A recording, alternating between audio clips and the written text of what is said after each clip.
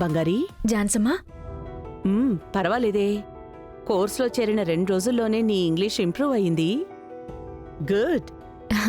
అదంతా ఏం లేదు జాన్సమ్మా, ఏదో కొంచెం. నిజంగానే బంగారీ, ఇంగ్లీష్ మాట్లాడడానికి నాలెడ్జ్ కంటే కాన్ఫిడెన్స్ చాలా అవసరం. కాన్ఫిడెంట్గా మాట్లాడితే తప్ప తెలీదు. నీ కాన్ఫిడెన్స్ చాలా పెరిగింది. సరే, ఇదిగో. ఏంటమ్మా ఇది? తీసి చూడు.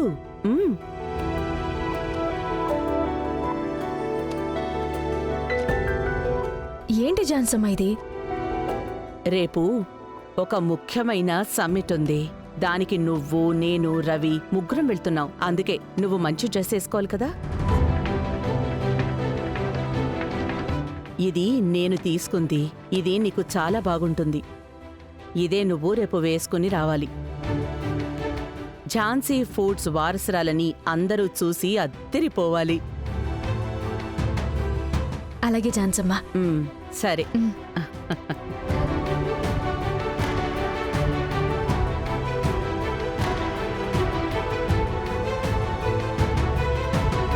రవి ఉండగా ఇది వారసురాలా? ఇది జరగనివ్వకూడదే. ఏదో ఒకటి చేసి తనని ఆపాలి. ఏం చేద్దాం?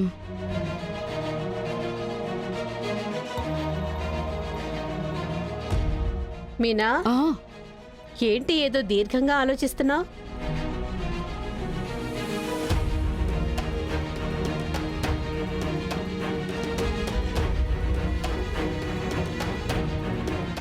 ఓహో, నీకిది ఆశ్చర్యంగా ఉండొచ్చు. నాకిది ఎప్పుడో తెలిసిన న్యూసే.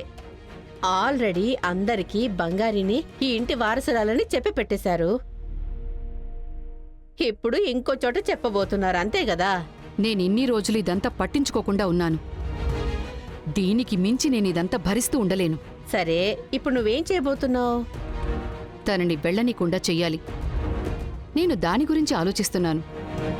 సరే, నా దగ్గర ఒక ప్లాన్ ఉంది, వింటావా? చెప్పండి వదినా. ఇలారా.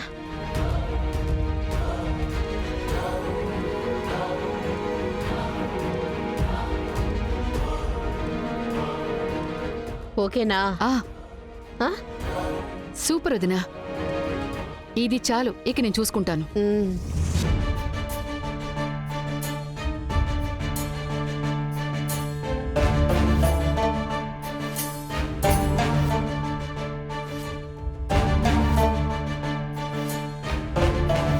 అరటి పండ్లు 6, పట్టు చీరలు 12.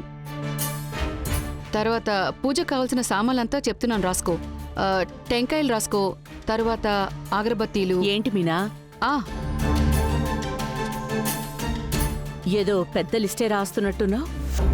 అత్తయ్య, ప్రతి సంవత్సరం మన ఇంట్లో అష్టలక్ష్మి పూజ చేస్తారు కదా, మర్చిపోయారా మీరు? అవును, ఈ సంవత్సరం ఇంకా చేయలేదు కదా. అవునత్తయ్య, నేను మన పూజారికి ఫోన్ చేసి అడిగాను. రేపు చేస్తే చాలా దివ్యంగా ఉంటుందని చెప్పారు. అందుకని రేపే పూజ పెట్టుకుందామని ప్లాన్ చేస్తున్నాను. ఏంటి మీనా హఠాత్తుగా? మీకు తెలీదండి, మామూలుగా మన ఇంట్లో చేసేదే. ఈసారి వర్క్ ఎక్కువ ఉండటం వల్ల అత్తయ్య మర్చిపోయినట్టున్నారు. కానీ నేను కరెక్ట్గా గుర్తుపెట్టుకున్నాను, చూసారా? ఏం మీనా, రేపే చేయాలా? ఏ అత్తయ్య, రేపు చాలా మంచి ముహూర్తం అంట. ఈ ముహూర్తం దాటితే ఇలాంటి ఒక ముహూర్తం 2 నెలల తర్వాతే అని పూజారి గారు చెప్పారు. మన కుటుంబం మంచి కోసం చేసేదే కదా అత్తయ్య, దేవుడి పూజ. పోస్ట్ పోన్ చేయడం మంచిది కాదు కదా. నిజమేలే, కానీ రేపు పాండిచ్చేరిలో ఫుడ్ డిస్కషన్ సమ్మిట్ ఉంది. అందుకు నేను, రవి, బంగారి అందరం అక్కడికి వెళ్ళాలి. అందుకే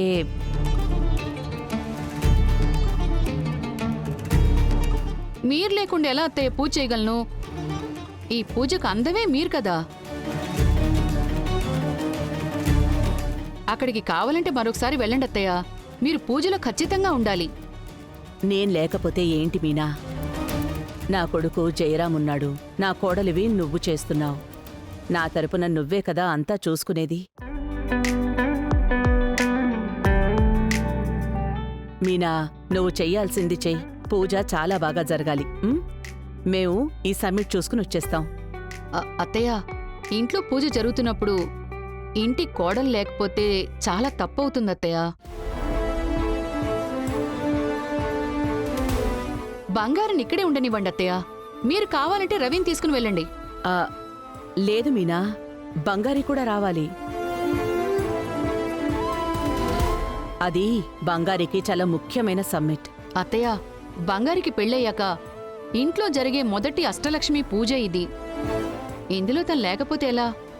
ఇంటికొచ్చే వాళ్ళంతా తప్పుగా మాట్లాడతారు కదా అత్తయ్య. మీరు లేరు, బంగారి లేదు, నేను మాత్రం ఈ పూజను ఎలా చేయగలను అత్తయ్య? ఆ, అది బంగారి, ఏంటి ఇంకా చూస్తూ నిల్చున్నావు? ఇంత పెద్ద పూజ నేను ఒక్కదానే చేయగలనంటావా? నువ్వు ఇంటి కోడలివే కదా, నీకు ఇందులో బాధ్యత ఉంది కదా. కొంచెం కూడా స్వామి కార్యం మీద దృష్టి లేదేంటే నీకు?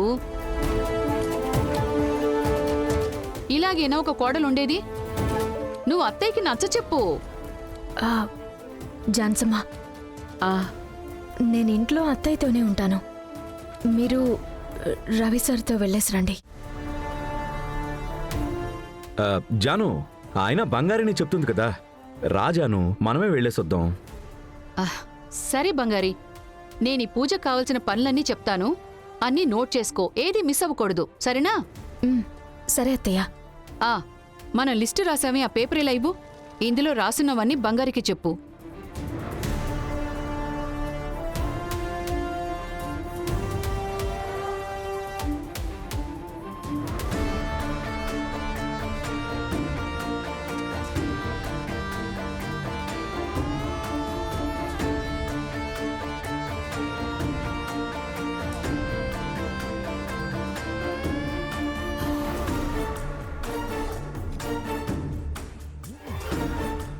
ఏంటండి, ఏంటి అర్జెంటుగా రమ్మని పిలిచారు?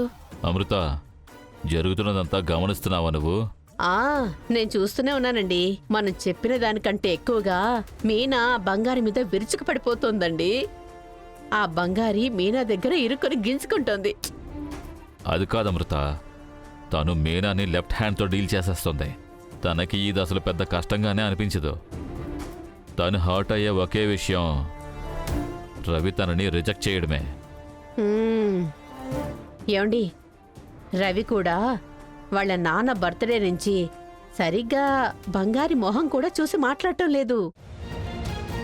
దానికి ముందు వాళ్ళిద్దరూ చెట్టాపట్టాలేసుకుని తిరిగేవారు కదా. అదేగాక మనం గమనిస్తే గనక ఇంకా వాళ్ళిద్దరూ రాసుకొని పూసుకొని ఉండేవారు. కానిప్పుడు ఒకరిని ఒకరు మొహం కూడా చూసుకొని మాట్లాడటం లేదు.